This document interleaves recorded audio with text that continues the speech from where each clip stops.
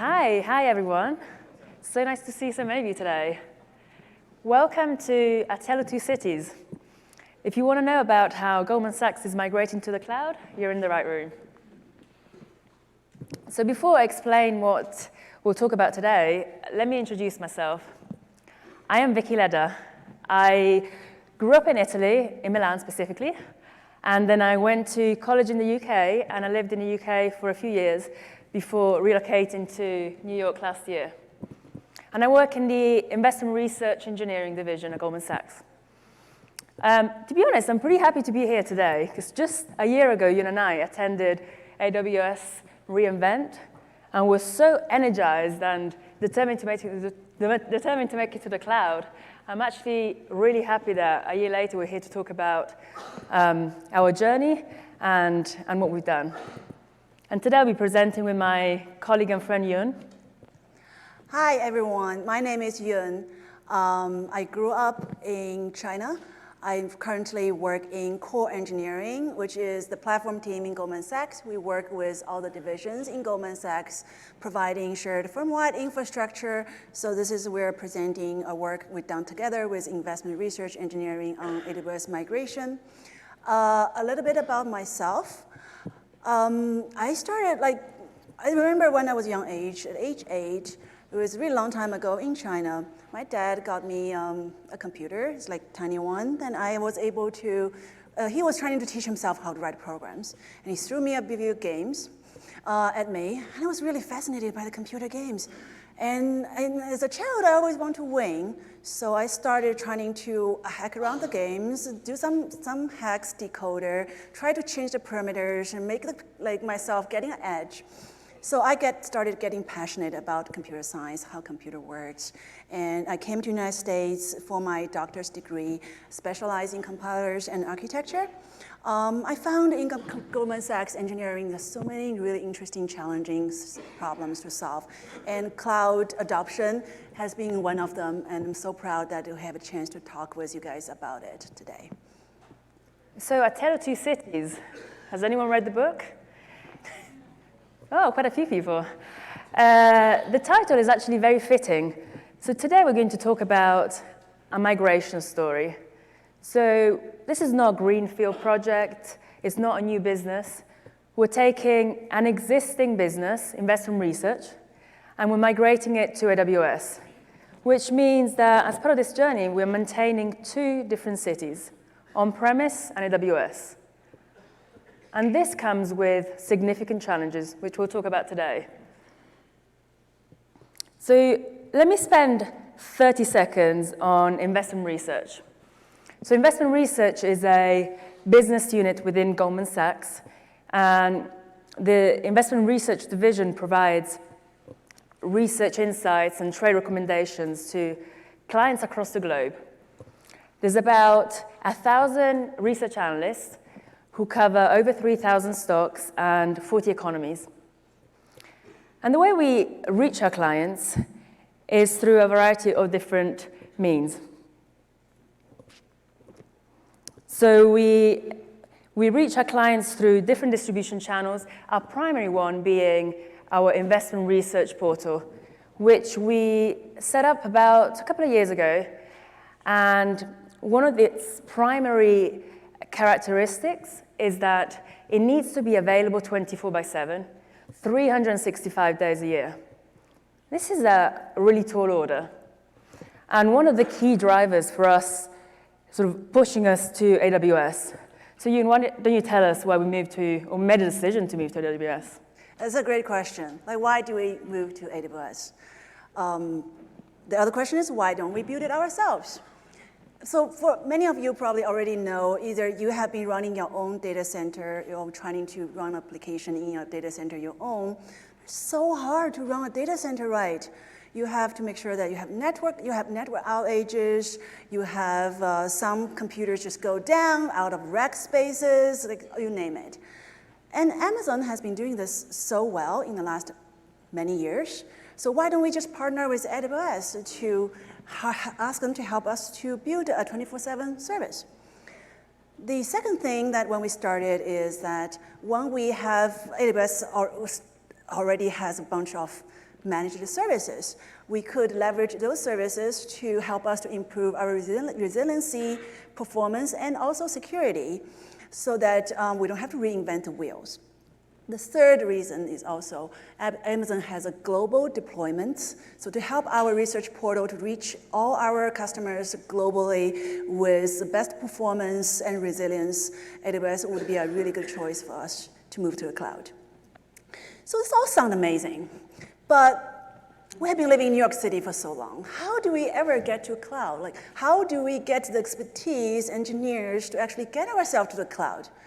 One of the things that came to my mind is, hey, so what's the other city that actually understands clouds best? Anyone know? Any guesses? Yes, Seattle.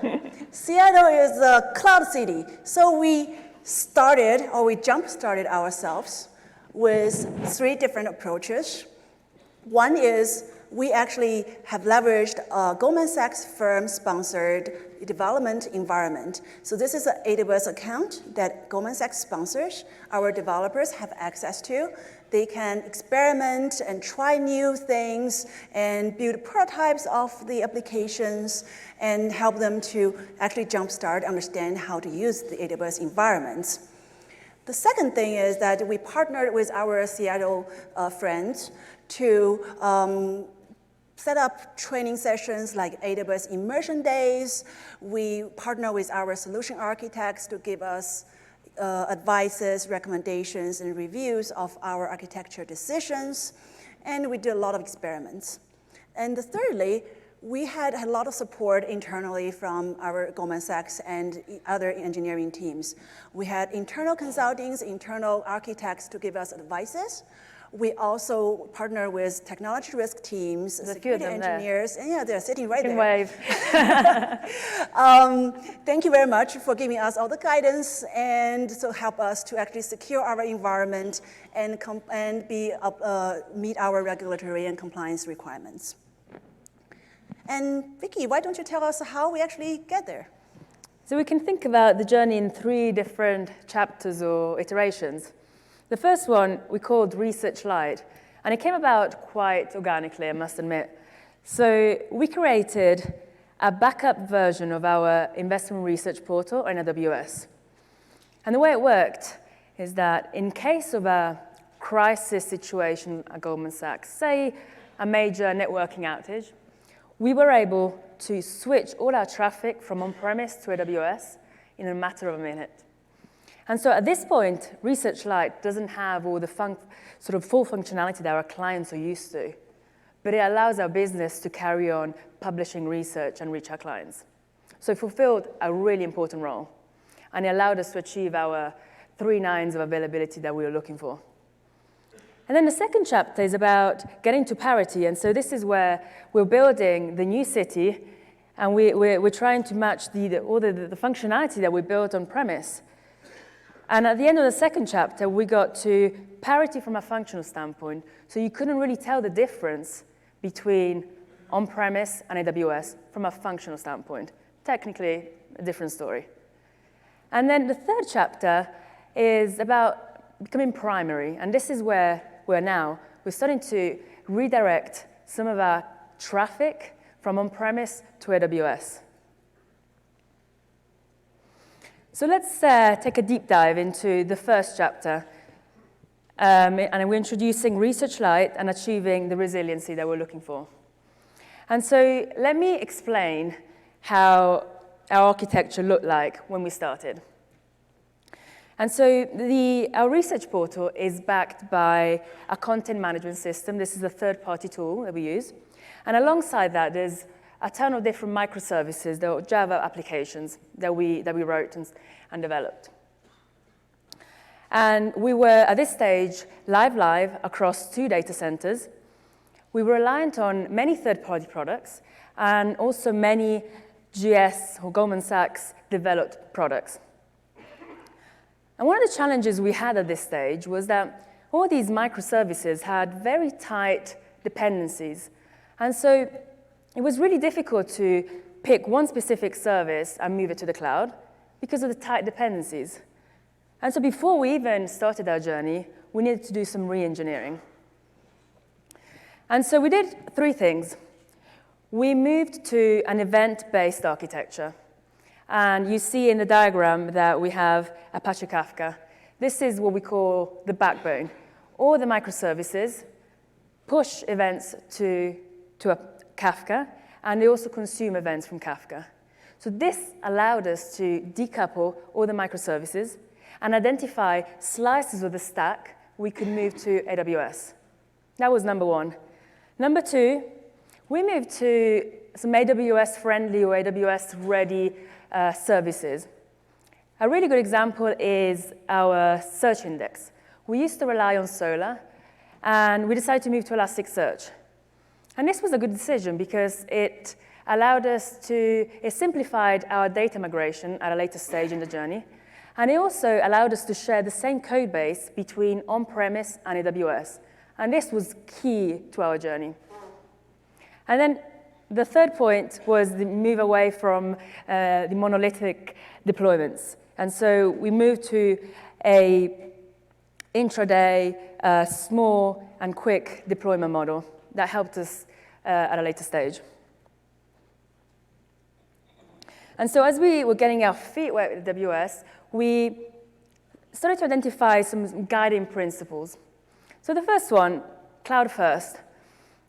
So we wanted to avoid our lift and shift. We didn't want to take all the baggage that we accumulated on-premise to AWS.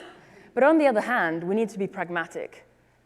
This is not a greenfield project, and we couldn't rewrite everything from scratch. And so while we leverage a lot of cloud-native capability, in certain situations, we made a decision to do a lift and shift. The second one, infrastructure as code. This was a huge game changer. So on-premise, in order to provision, say, a database, it would take people, and it would take days. We heavily invested in Terraform to automate all of our infrastructure setup. And any infrastructure change would go through an SDLC process. Our developers do not have access to the AWS console, so they cannot make a change to an Elasticsearch configuration or an Aurora setting. It has to go through an SDLC process, and it has to go through code reviews. And then the third pillar was security. It goes without saying, we're a bank. This was a massive area of focus for us. And while we were able to leverage a lot of the out-of-the-box security capabilities that AWS leverages, we had to invest a lot in tooling, from vulnerability scanning tools to protection against attacks, and also more sort of detection at the time of the code commit. So we could easily identify a security gap at the time the developer was sort of committing the code. So at the end of the first chapter, this is at a very high level what we looked like. So on the left-hand side is on-premise. And then on the right-hand side, we had our very first iteration on AWS. And so let's take a scenario where there's a big networking outage. And so what we would do, through our CDN, we use Akamai, we would redirect all the traffic to AWS. And at this point, we would hit AWS WAF, an application load balancer, and finally, our content management system that serves up all the content. And we decided to use Amazon S3 as our storage solution. And we fell in love with it, to be honest. A good example is last weekend, we did an upgrade of our content management system. And as part of this upgrade, we needed to back up and restore the data. It's about 1.9 terabytes of data. On-premise, because we're reliant on network storage, it took, I want to say, 19 hours. On S3, it took 10 minutes. What a game changer. So let's take a deeper look at the architecture in this phase. And so in the middle of the picture, you see our VPC. This is our investment research VPC that we created. And we had 2 private subnets where our content management system lived. And we hosted it on EC2 instances at this point. And let's talk about how data actually got to the cloud from on-premise. So every time there's a data change or a new event, we would publish it to both on-premise and AWS at the same time through our Kafka backbone. And so at any point in time, the two cities were in sync from a data standpoint. And as Vicky said, it took us, as a collaboration between core engineering and investment research, we actually were able to do what all Vicky just described in 4 months' time. And a huge success, a proof of success is that within 2 weeks of release, we actually put it in use. And it helped us to serve our clients with 99.99 availability. And you can see on this diagram that we have been consistently meeting our requirements with the change. So now we've done the first stage. We closed chapter 1. We're moving on to chapter 2. Which is trying to achieve functional parity for research portal on AWS versus on-prem. So Vicky, I guess since we did the first one in 4 months, the second one should be easier, right? We jump-started. I wish. Yeah, right. Turns out, when we actually start looking into what exactly it takes to reach functional parity, there's still a very long way to go. Just give you a few examples of the problems we had to solve. Authentication and authorization are the key to our services. We definitely want to know who is accessing us and what they are allowed to access. And we also need to make sure this is consistent with the on-prem deployments. Other services include in the research portal like financial numbers, personalization, and client preferences. All these services would also require the data to be in sync with on-prem deployments versus the one on AWS. So to solve these problems, we need to make a lot of technology decisions, and some of them are trickier than others. So Vicky, can you tell us some of the decisions you have to make? Okay, so let's talk about the first one. So we needed to make a decision on managed services. Historically, we've always liked to sort of control and own all the underlying infrastructure. But the idea of managed service was really attractive. We're a small engineering division, and so reduction in operational overhead was really attractive. Time to market was really attractive, and also explicit SLAs. But on the other hand, we need to think about some of the drawbacks. Potentially, we would tie ourselves to individual providers, and we'll lose final control on the infrastructure, and potentially a cost. The cost aspect was also something to consider. However, we made a decision to go all in with managed services, and no regrets, I must admit. We use managed services for API routing with API Gateway. For our search index, we use Amazon Elasticsearch. Database, we use Amazon Aurora Postgres, and many more. And we're also able to mitigate some of the drawbacks. So for example, the idea of tying ourselves to an individual provider was a concern. And we decided to introduce sort of abstraction layers between the service and the underlying data store. So if tomorrow we decided to move from Amazon Aurora to, say, Dynamo or Mongo, we could do that quite easily. Okay, the next design decision was around serverless versus containers. This was a huge sort of discussion point for us. So on one side, serverless, super attractive because we didn't have to worry about infrastructure provisioning. The SDLC was very light, and time to market would have been really quick. But it can get complex very quickly, and we wouldn't be able to reuse the same code base between on-premise and AWS. On the other hand, containers, the attraction was the shareability of the code, but it introduced a lot of operational overhead. We didn't want to be in the business of supporting containers. And so for the vast majority of our services, we decided to go with another option, which I'll introduce shortly. But we did use serverless for a number of different things, from ETL transformation jobs to simple workflows. And we use containers for certain third-party products. But the biggest win for us was discovering AWS Fargate. And we discovered it actually at last year's reInvent. I remember we got back from reInvent and experimented with it immediately. And it was a game changer. We fell in love with it. So we no instances to manage, we could do automatic scaling, and it allowed us to share the same code base across on-premise and AWS. Huge win. And also integrated very nicely with other AWS products, from CloudWatch to X-Ray, you name it. So we made a decision then to go all in with AWS Fargate for the vast majority of our microservices. But we had to figure out how to actually deploy code to it. So this is where we take over. Vicky made a wish, and we'll make it true. Isn't that always the case? That's always the case. So we're going to here talk about a little bit about the software development lifecycle for how we supported ECS and Fargate and still maintain the same code base across on-prem and AWS. So how it works, actually, it works like the diagrams on the right.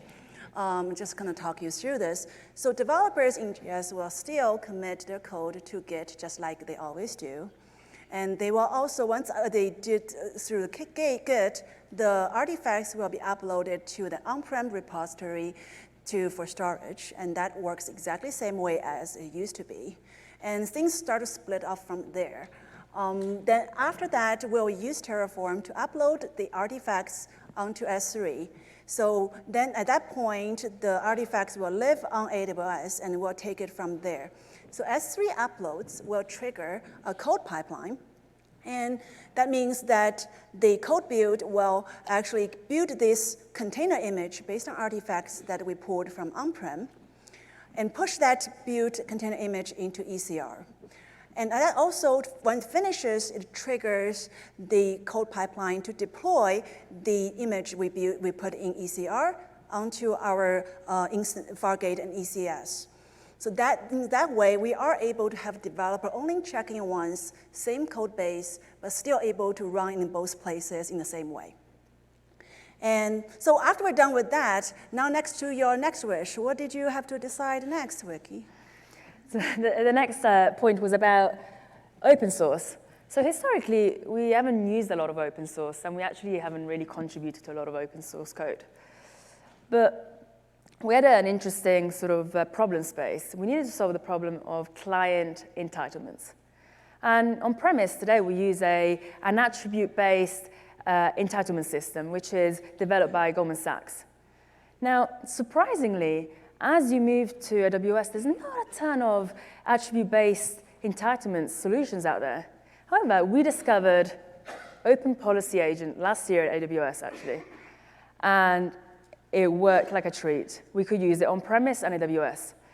And so we stood it up using Fargate, and we expose its endpoints through API Gateway, and we used S3 as a storage solution for the policies. Let me tell you a little bit more about Open Policy Agent, or OPA. It comes with a very neat sort of declarative language.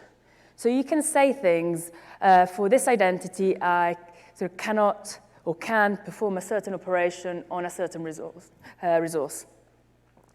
And you can define all these rules and actually treat them as any other piece of code. You can have unit tests against them and have a proper SDLC around them.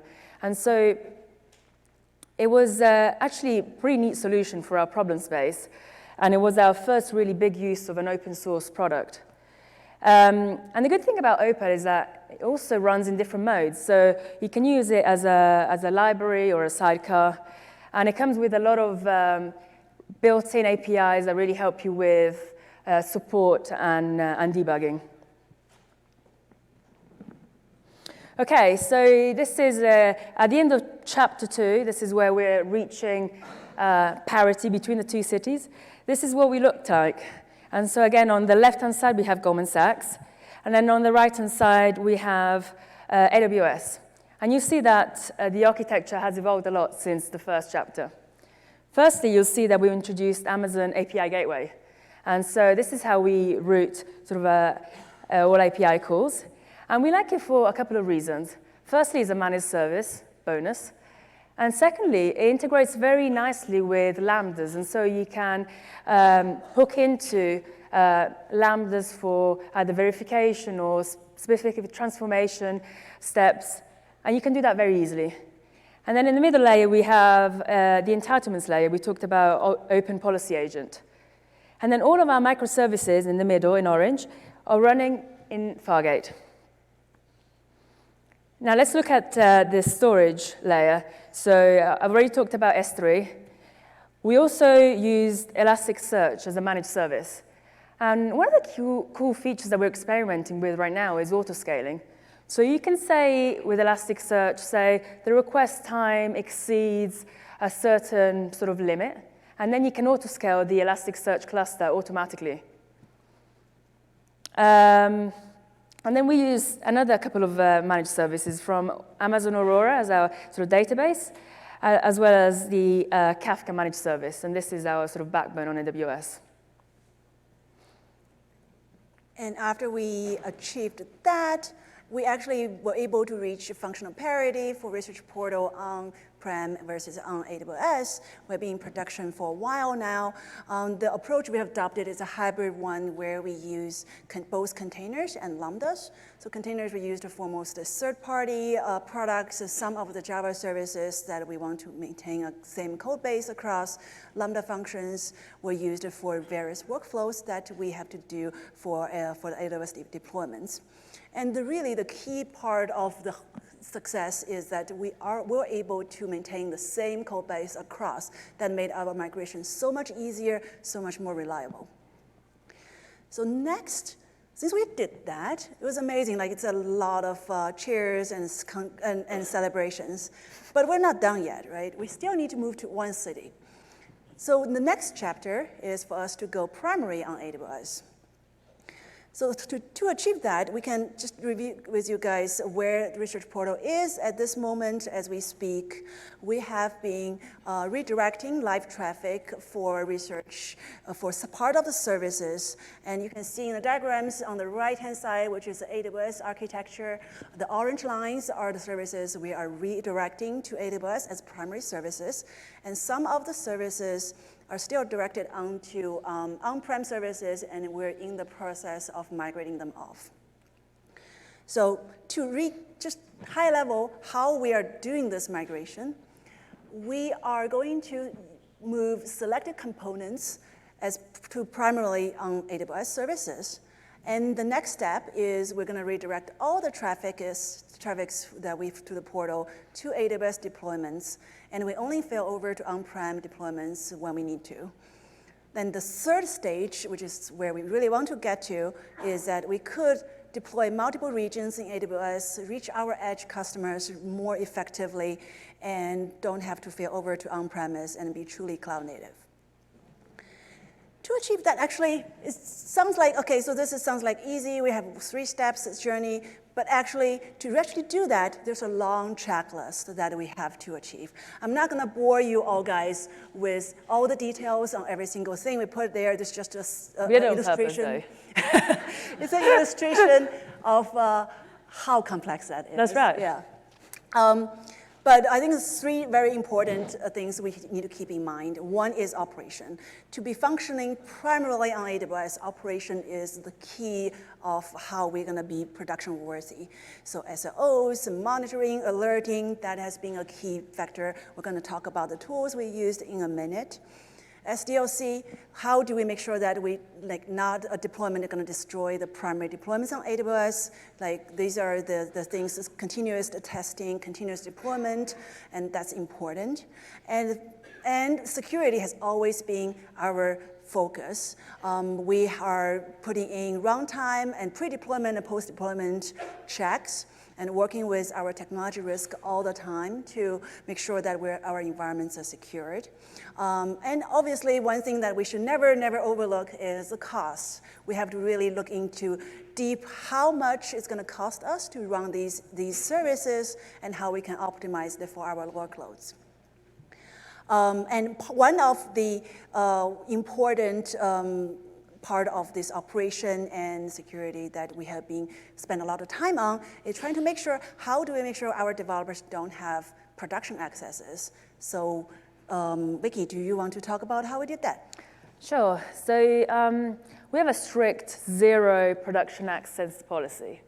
So this means if there's a production issue, our developers cannot log on to the AWS console or cannot sort of query a database directly. This is a real challenge to achieve. It's very difficult. And so we did a couple of things to achieve this goal. We have regular tests running in production constantly, every minute. And we test all the critical functionality. As soon as one of those tests fails, we know that there's an issue, and we can react very quickly. And then we had a library of pre-approved scripts that would help us in the event of a production issue. And it could be simple things like a script to query our Aurora database, for example, or grep a specific log. And these pre-approved scripts will go through a sort of an SDLC process, then code reviews, et cetera, et cetera. So the risk was pretty minimal. We invested very heavily in tooling, and we'll talk about it a little bit later, both for production support, debugging, infrastructure monitoring, you name it. And lastly, blue-green deployments was absolutely fundamental because it really reduced the risk at the time of a new release. We were able to switch between environments very easily. Okay, so we switched over to AWS for certain services, and results were very positive from the get-go. And this picture shows actually what it looked like before and after when we moved over from our search service on-premise to our search service on AWS. And so on the left-hand side, you can see the response time on-premise, 152 milliseconds on average. We moved to our search service hosted in AWS, 72 milliseconds on average. Let's cut it in half, right? Yeah. And then in the bottom picture, you can see the difference in terms of sort of reliability before and after. And so you see around the sort of 23rd of October, we switched over, and the response and reliability of the search service on AWS has completely changed. Yeah, and the response time has also remained more consistent than, like, a lot less spikes than we have seen before. So to achieve this, it's actually much harder than the diagrams shows.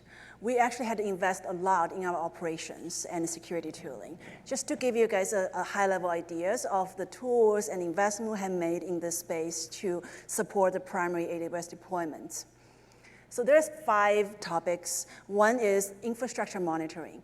We always want to know when your infrastructure fails or something is not behaving right. And we actually used CloudWatch, Amazon CloudWatch as our baseline. Everything is tied into CloudWatch. But we also laid on top Datadog, which has been our really useful infrastructure monitoring tooling and dashboarding. And application-wise, we did Datadog and AppDynamics combination that helps us to gain insights into the application's performance and get better alerting if something goes wrong.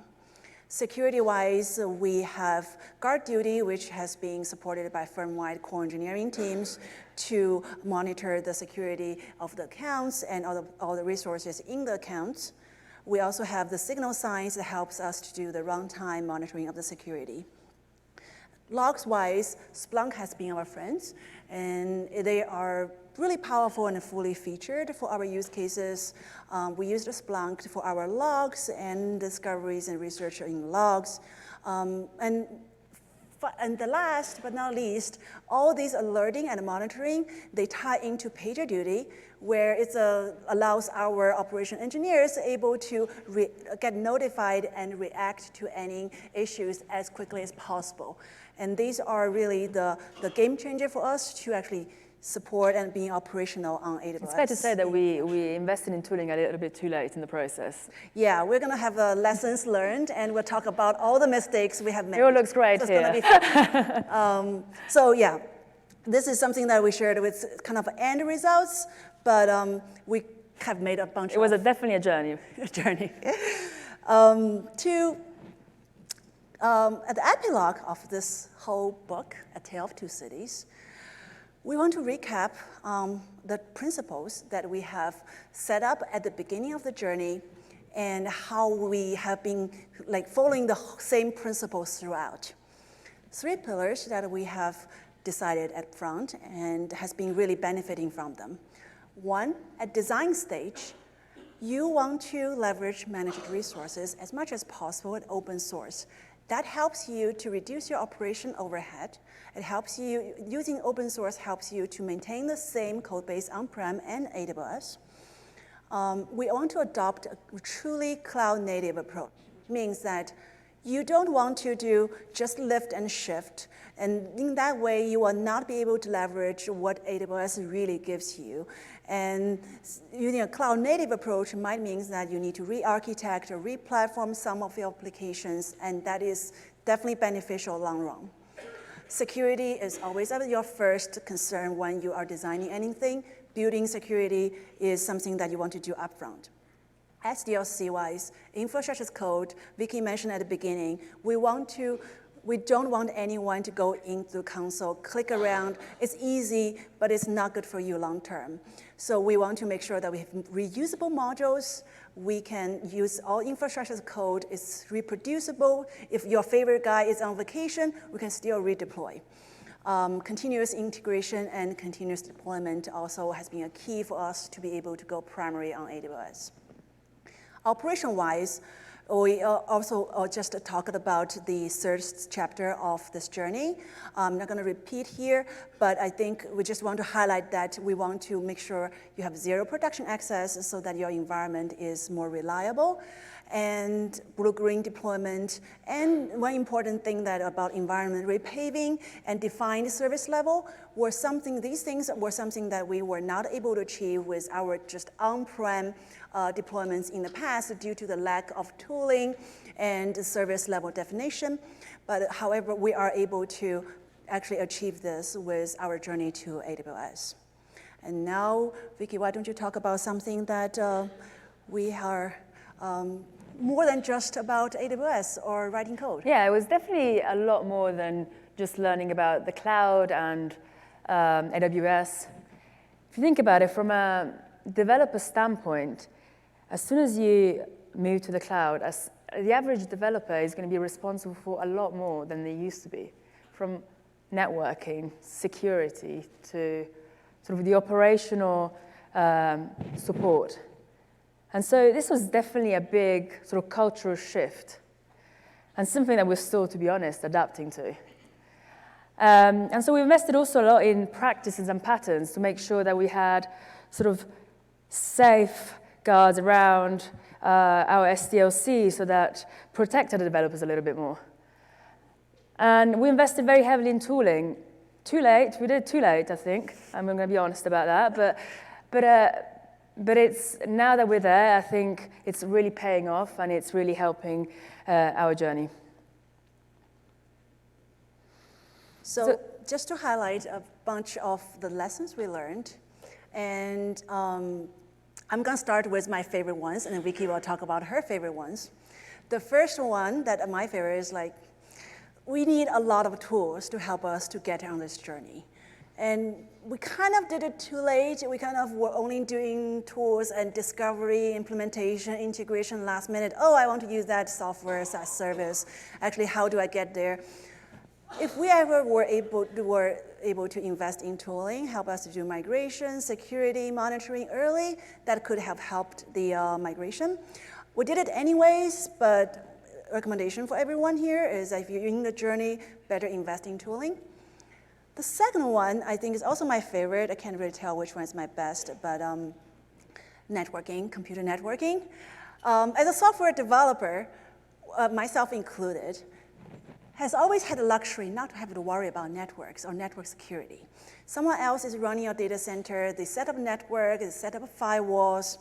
You don't really have to worry about your traffic in and out. Yeah, exactly. It's like you just worry about your Java or C++ code, and if it works, perfect. Now we have been on AWS, and we own, investment research own their own accounts. Now developers looking at the whole account, oh, we need to set up our VPCs. Oh, and what is a public subnet and what is a private subnet again? Like, how do we control our internet egress and ingress? How do we do firewalls? So this has been quite challenging for like everyone that's been part of the journey. So pick up your textbook, read about computer networking, read about the Amazon menus. It's so easy to get things wrong. And there are many tools help you to discover what you did wrong, but still you want to define your control your own fate. So please polish your networking skills. The next one is my favorite. I'm definitely guilty of this. So it's really easy to get distracted by all the new AWS services and products that come out all the time. I get so excited. But it's really important to really stick to your goal, stick to your design decisions and implementation decisions. But it's a bit of a balancing act because you also need to be open to experiment a little. And then carrying on from that, it's okay to fail. We did it a lot. But it's really important to really learn quickly and recover really even faster. I think our first production deployment took 18 tries. Yeah, well, I remember that. It was a long night, not fun. To be fair, the second deployment was much better. Yeah. And then from a security standpoint, a lot of AWS products come with built-in security capabilities. But especially sort of in the financial industry, they're likely not enough. And so you really have to be proactive about your requirements, understanding your requirements, but also proactive about your customization of some of the AWS products so that you can supplement with additional tooling or processes. And then lastly, I think you'll find as you migrate to the cloud, if you haven't done that already, that it's very easy to have quick wins. We celebrated a lot in the beginning. But actually, to get to done is a completely different story. Yeah, I also want to mention that as an enterprise scale, application teams is actually all about the team efforts. How you actually work with your infrastructure team, work with your network team, work with your security engineers to actually be able to develop something that is more general for everyone else to use at enterprise scale so that not everyone have to reinvent the wheels and you will be able to benefit from continuous support and development from other teams has been really essential. Okay, so what's next? So we don't really want to be in this business of managing 2 cities. It's not fun. We want to move to 1 city. And so right now, as I said earlier, we have some traffic going to AWS now. And in the next couple of months, we want to be 100% on AWS. We're also starting to experiment with multi-region deployments. And specifically, the use case here is to improve the client experience. We have a lot of clients, for example, in Asia, and right now our infrastructure is mainly based in the US, and so we want to get closer to our clients. And so that's what we're experimenting with right now.